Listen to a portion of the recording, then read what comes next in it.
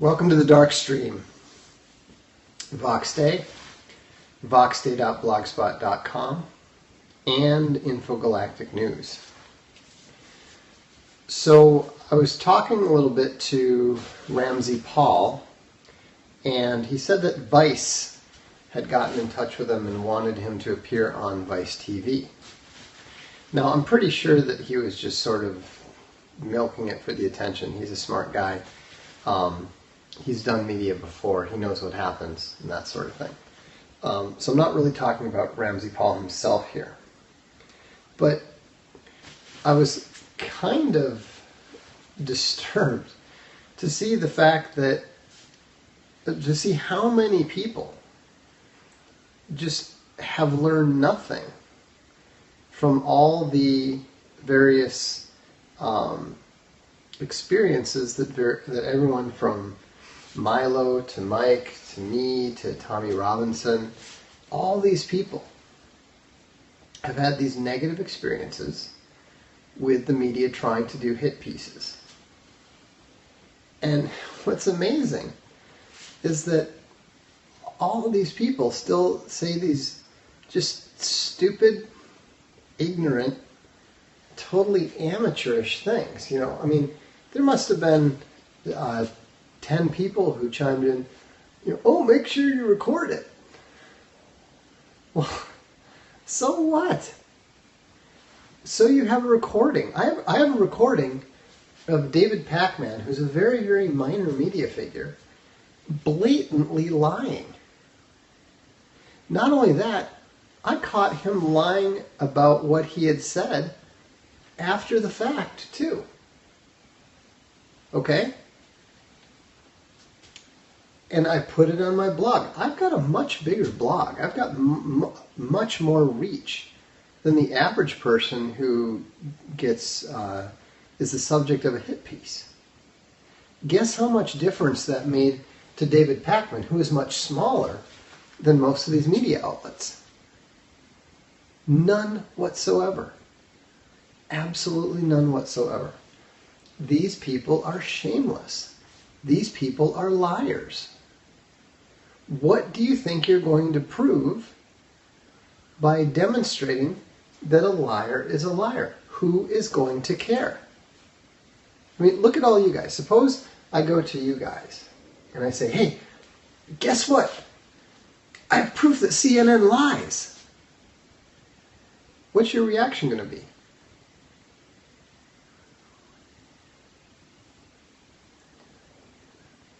But what is your reaction going to be when I tell you that I have proof that CNN lies? So what?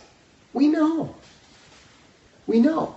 So your brilliant defense is you think you're going to get attention for proving something that everyone already knows. That's not a defense. And, it's kind of amazing to me. It's easy to see when, sometimes you're watching a debate or you're watching somebody get interviewed live and you're like, why didn't they say this? I would have said this. I would have said this. But the reality is, you might not get the chance. Especially if it's not live. You say something, you're brilliant and insightful, they'll edit it out. And we've been over this. I've been contacted by the BBC, I've been contacted by Sky News, I've been contacted by Fox, I've been contacted by the New York Times multiple times. All of them asking me about the alt-right. I direct them to the 16 points of the alt-right, which has been translated into 27 different languages. It has a much bigger outreach than, whatever Richard Spencer's latest thing is, or these obscure alt-right folks that they dredge up to feed their narrative. Okay? Guess how many of all those media inquiries has ever so much as mentioned the 16 points? I'd say probably 15, 16 have contacted me. Not a single one. Why not? Because it doesn't fit their narrative. It doesn't fit their narrative. And it's always kind of funny because, this is something that the alt-right is always saying, oh, we pay no attention to that. We don't care. That's your thing. You're trying to brand that, blah, blah, blah. It's nothing to do with that. The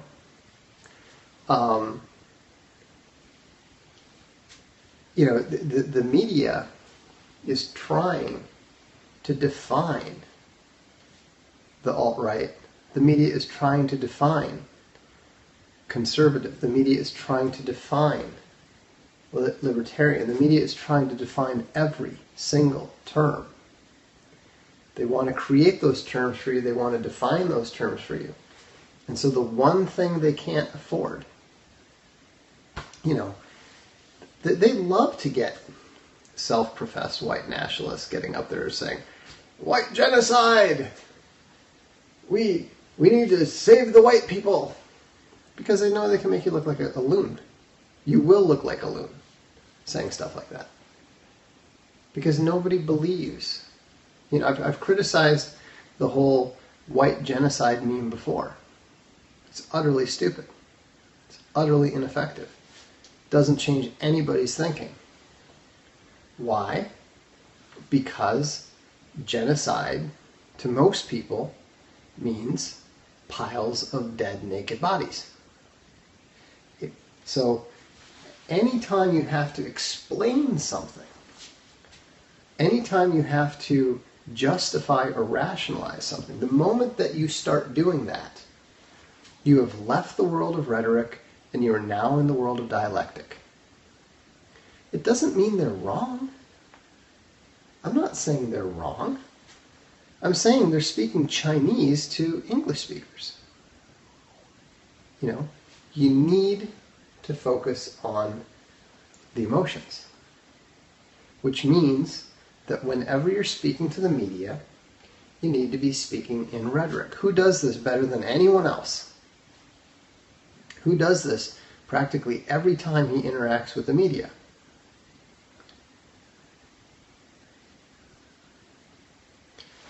The God Emperor. This drives them nuts. They're constant, and what's kind of funny is that Trump actually flips the situation on the media, because what he does is he speaks in rhetoric, and then they try to publish these dialectic analyses of his rhetoric. Now, how effective is that for them? How effective has that proved? How much have they taken down his approval ratings? Zilch. So if the media, with all of its collective power, can't even scratch one man with all their collective dialectic, what do you think you're going to accomplish with your little teeny tiny microphone, with your dialectic disapproval of whatever the rhetorical message of the day is? You will accomplish nothing. So, I'm working on a book about this. It's called SJWs Always Double Down. If you want to read about this, there's a whole chapter in SJWs Always Lie that is devoted to nothing but rhetoric and dialectic. If you haven't read that yet, I strongly suggest that you do so, because you cannot understand what is going on in the media if you don't understand the difference between rhetoric and dialectic. It's very important. There's a lot of people who do not understand any dialectic. They can only be convinced, they can only be moved by rhetoric. And this is not, you don't have to take my word for it. I am simply repeating the wisdom that was first put forth by one of humanity's greatest thinkers more than 2,500 years ago. It was put forth by Aristotle. Yeah, I mean, there's always room for dialectic. You know, you can't talk about actual facts without getting into dialectic. But that's not what you're talking about most of the time. You know, even when they're talking about the economy, they're mostly talking in, you know, what I would call pseudo-dialectic. It sounds like dialectic, but it's not. It's actually more meant to impress emotions than it is to actually provide information. That's why they love talking about percentages. You know, the economy grew by 1.2% this quarter. What does that mean to the average person? Does the average person know what the size of the economy was? Does the average person know even what the metric to measure the size of the economy is? They have no idea what that means. You know, it's not like they're going, well, I remember that the economy was $17.4 trillion, and so 1.2% growth per quarter would translate to approximately 17.8 trillion at the end of the year. I mean, come on. There's not a single person listening to the news who considers themselves educated who actually thinks like that. All they want to do is, all the news is accomplishing is to say, the economy is better, be happy. The economy is worse, be frightened. That's all they're doing. It is literally rhetoric. It just sounds like dialectic. That's why we call it pseudo-dialectic. So it was kind of funny. I was talking to my son the other day, and he was kind of annoyed with me because he said, you know, why are you always making up words? He said, it's kind of hard to follow you sometimes. Not because the concepts are terribly difficult, but you're just constantly making up these words. And I said, well, I'm not. I said, I didn't make up rhetoric and dialectic. They've been around forever. He said, oh yeah, well, who makes up, who talks about pseudo-dialectic? And I have to confess, at one point in the conversation, I was distinguishing between rhetoric and rhetoric. And so that was possibly a little bit confusing. But the funny thing was, I said, look, I'm not doing this to annoy you. I'm certainly not doing it to try to show off somehow. I'm doing it because the concept, we're talking about two distinct concepts. And we do not have the words to describe them. They don't exist. And so we kind of went through it again a little more slowly, and he said, oh, okay, I get it. That's, you know, you did have to do that. And so I've learned just to nuke these people that just pop up and say, you know, hello, bonjour, or whatever. They're always some sort of weird little spammers or something. I have to confess, I have no idea what they're trying to accomplish. But anyhow. So, anyhow, that's the point that I'm trying to make about the media. To go back to the original point, is don't talk to the media unless you have a specific product to sell. You know, some people were confused when I was talking to Wired the other day, and I was talking to L'Express in France the other day. No, sophistry is not pseudo-dialectic. They're two separate concepts. But people were asking why, you know, you're always saying don't talk to the media, and then the next thing we know, you know, you're getting quoted at length in these articles.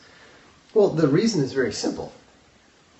As the lead designer of Infogalactic, I have to talk about it. There's no one else to talk to about the kind of things that I can talk about. When they ask us questions about where is Infogalactic going in a year and a half, we don't have this huge PR staff. I have to talk to them. But it's not about me. You know. And if you notice in those pieces, even though they were, you know, not exactly cheerleading us, They also weren't, they were not complete hit pieces either. I mean, these were legitimate pieces. Maybe the Express reporter was maybe a bit more skeptical than the Wired reporter. But the Wired reporter was equally skeptical about Wikipedia. In fact, he was more negative about Wikipedia than he was about Infogalactic. So that's a totally different situation. If you've got a book to sell and they offer you an interview about the book, you probably should take it as long as you are willing to shut it down if they pull a bait and switch on you. And that does happen. That's what happened to me with Wired, with a different reporter back in 2015. She said she wanted to talk about the Hugos and science fiction, and next thing we know, we're talking about the immigration crisis in Europe. You got to be disciplined. You got to be able to say, I am not talking about anything but the subject that you asked me to talk about, and that is my new book, blah, blah, blah. I mean, and think about this. How many, I know it's tempting, when people come, you spend all this time trying to get attention, trying to build yourself up. And then finally you're at the point where the big media is willing to pay some attention to you. It's natural that you want to talk to them. It's natural that you think it's going to help you somehow. But it's not. That's the key thing.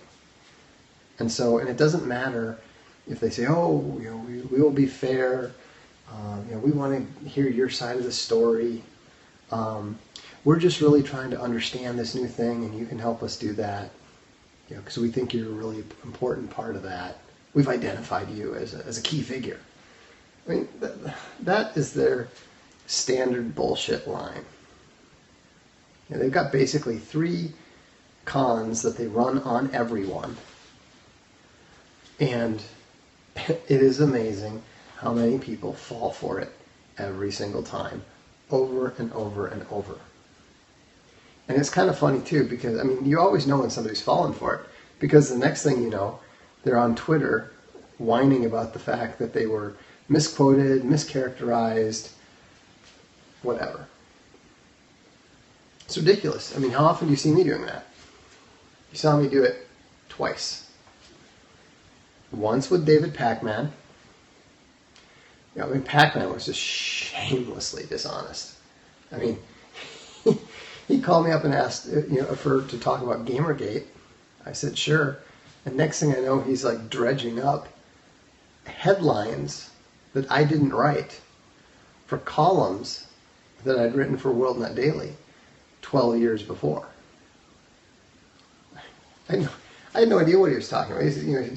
I'm trying to vaguely sort of defend this stuff, and then I looked it up afterwards, and I realized I hadn't even written the line that he was trying to use as a kill quote. So it was harmless. It did me no harm whatsoever. Because when you're not actually responsible for the kill quote they're trying to use against you, it doesn't work very well. In the case of Wired, it actually did do me some harm at Breitbart. They were going to do a piece on me at Breitbart, and they killed it. Because of some of the stuff in the interview, which later I turned out to be correct. So, but it was pretty minor, and how do you know it? How do you know it's minor? Because you don't see it brought up in every single article that mentions me. That's when you know that they've nailed you with a kill quote, is that you see it every time. I don't think Ramsey Paul will be dumb enough to do it. Like I said, I don't think he's even seriously considering doing it. I think he's just being a bit mischievous. Because, and here's why. Because in the tweet where he said that Vice had contacted him and wanted him to be on Vice TV or whatever, at the very end of the tweet, he directed it to me. So what that tells me is that he knows perfectly well what he's doing. He has no intention of serving as their punching bag. I think that he was just enjoying the fact that they had requested an interview with him, and was just interested in seeing what people had to say. So I'm not at all I'm not criticizing Ramsey Paul here in the slightest. What I'm criticizing is some of these amateurs who, are so much more clever than every single person who has ever been interviewed before in the history of the media, and they have the solution. Oh, just record it. My favorite was, well, can you arrange to get final edit approval? No, you can't. Not only can't you do that, the reporter to whom you're talking to has absolutely no authority about that. In fact, the reporter that you're talking to doesn't even have the authority to name their own piece. You have to be completely, utterly, and totally ignorant of the media to come up with an idea that is that stupid. So, and that's what I keep telling people. If you don't know anything about it, keep your mouth shut. You're not coming up with any new ideas that the tens of thousands of people who have been interviewed before you haven't thought of, haven't tried, haven't found to be hopeless.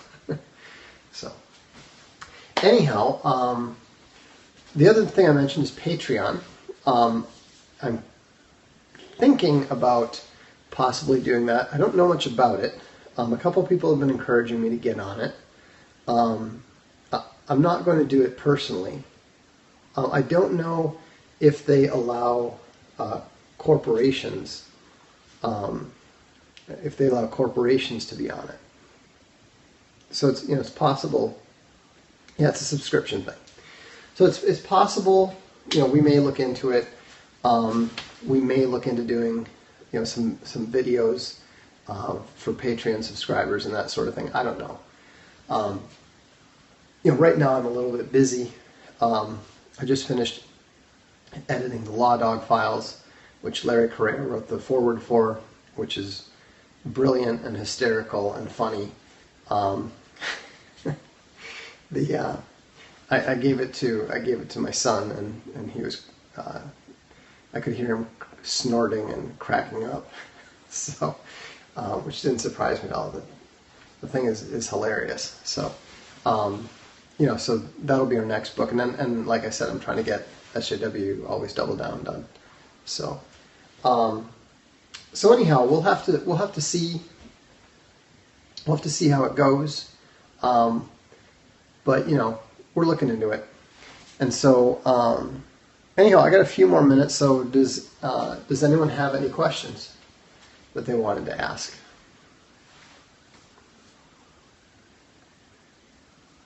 I actually, to be honest, I also got a bit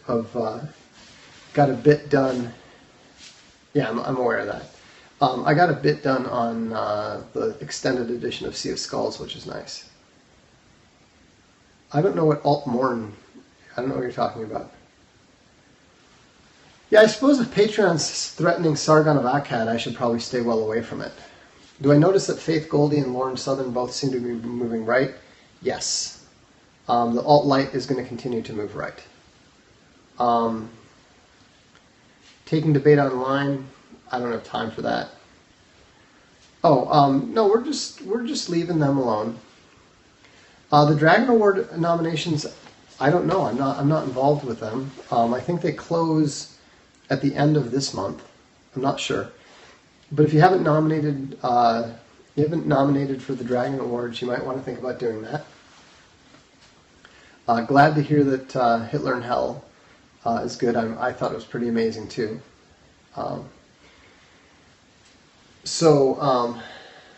If I were to move to another country, where would you go? There's lots of good countries, New Zealand's nice, Italy's nice, if you stay away from the cities these days. Even the French countryside is pretty nice. it just depends on what you do and where you can work and where you can make a living and what languages you speak.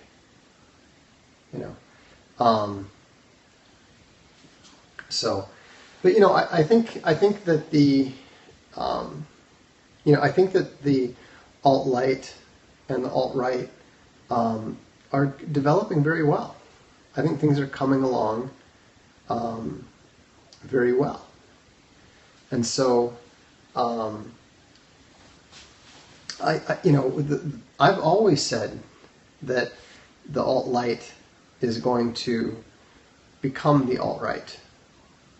I think that more than 2/3 of the alt-light will, because events are going to continue to push them there. And we're also seeing, and if you think about it, we're seeing vastly, vastly more accessible and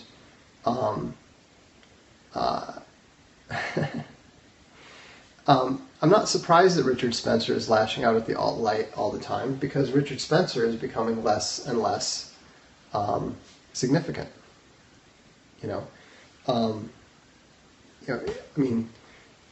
The growth of the alt-right and the growth of the alt-light, the broad growth of it, threatens what Richard wants to do. Richard wants to get a lot of attention, and he wants to start a think tank. He's not a bad guy, but he is a wannabe media whore. And so he's not a media whore, but he wanted to be.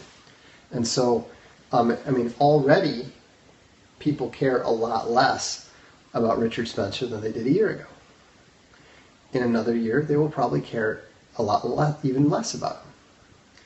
But that's the point. There is no brand. That's the fundamental mistake that both Richard and his rival Greg Johnson have made. They're both smart guys, but they both think that there is a brand to be owned. There isn't. It's like trying to own the communist brand. The alt-right is vastly bigger than the guy who coined the term. Here's what you don't seem to understand. The guy who coined the term is totally irrelevant. There's no significance whatever, because he didn't even coin the term. He just abbreviated the term that Paul Gottfried coined. All right? Think about it. Who is more important? The guy who coined the term socialism, or Karl Marx?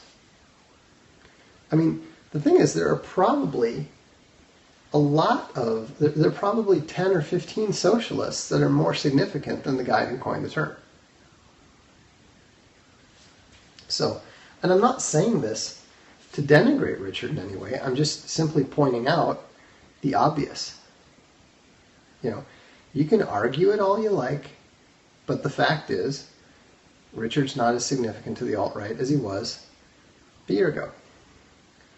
Again, it's not a brand. Here's the thing that some of you seem to have trouble getting through your little 115 IQs. It's not a brand.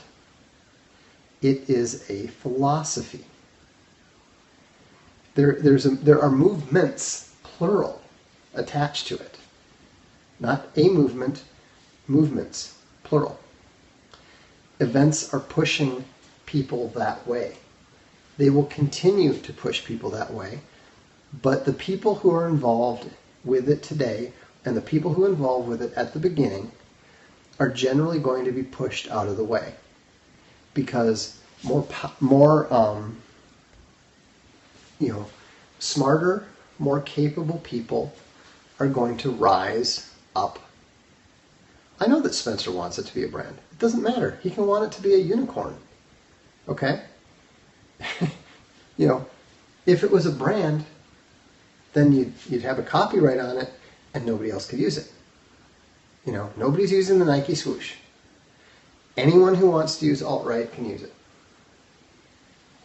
It's not a brand. So, and this is part of the problem, is that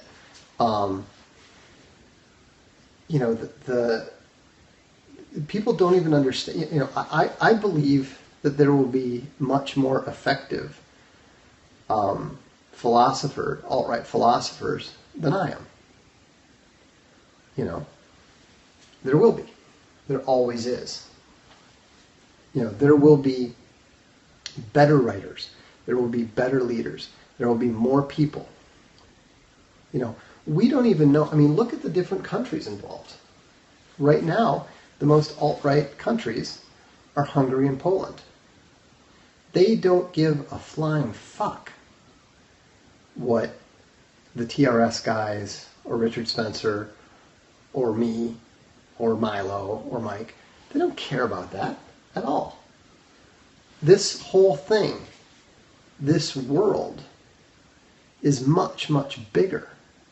Globalism is a much bigger problem. The Chinese leadership, the Communist Party is already dealing with these problems. Okay? Do you think that there's a single person, do you think Duterte in the Philippines gives a damn about what anybody who's alt-right says? And yet he's moving that way. And so, you know, it's understandable in the same way that it's understandable that people want to talk to the media when they talk to them. It's understandable that some of the guys who did some of the groundwork early on, you know, want to reap the benefit of that. But they're not going to get anything just on that basis. They have to prove that they can appeal to those people who are coming into it. I mean, that's the thing. I mean, and this is why I think that Richard Spencer will end up being irrelevant, is because his instincts are clearly terrible. You know, what's his instinct? You know, to welcome these people and make powerful connections and allies of them? No, instead he attacks them. I mean, that's just absurd. You know, anybody who does that is going to get, you know, tossed aside, passed up. Nobody's going to care. You know, that is it fair? I don't know. Probably not. But so what? The world has never been fair. And so, you know, and we're seeing, the thing that's great is we're seeing the women start to come in. This is key. This is important. What does the women coming in and getting involved mean? It means that it's growing. It means that it's exciting. It means that's where the dynamic is. You know, we're seeing smart girls. We're seeing smart girls like Tara McCarthy. We're seeing Wife with a Purpose. We're seeing, like you mentioned, Lauren Southern, Faith Goldie. You know, are all of these these people absolutely philosophically perfect? No, because nobody is. But like I said, events are going to drive this. Oh, I absolutely think that Cernovich will become alt-right. I have no question about that at all. He may never come out and say, I am alt-right.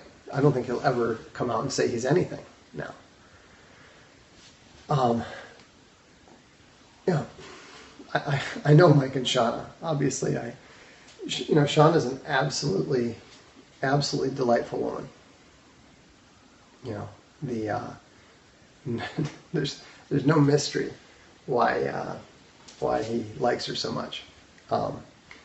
But Alex Jones, I don't know. I mean, with the older generation, I have no idea, because, you know, boomers are pretty good at remaining in their weird little worlds.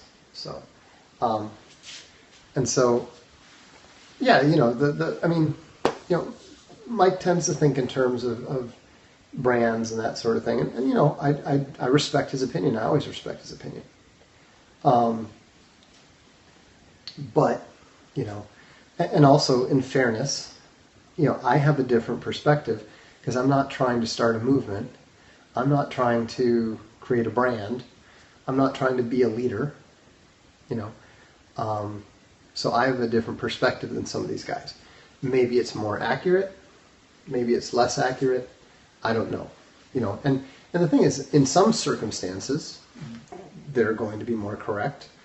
In others, I will. I tend to, one of my flaws is that I tend to look at everything from an abstract perspective, even when I shouldn't. I mean, it sometimes drives my soccer teammates crazy, because I'll be sitting there, analyzing the game and whatnot, and they're like, just shut up, shut up and play, stop thinking. So, no, you're wrong. I mean, I need to get going here soon, but this is the mistake that people are making. People are saying, oh, Antifa is really anti-white. Well, they're not just anti-white. They're anti-white and they're anti-Christian. So you need to keep that in mind. And this is where the alt-white makes its mistake. You need to question your negative instincts. Okay? Look at what the enemy's actually against. They are against whites and they are against Christians. Why? Because what they're really against is the West. And the West is a combination of Christianity with the European nations. So, anyhow, that's what I've got. Thanks for tuning in. Always nice chatting with you. And we'll look forward to seeing you soon.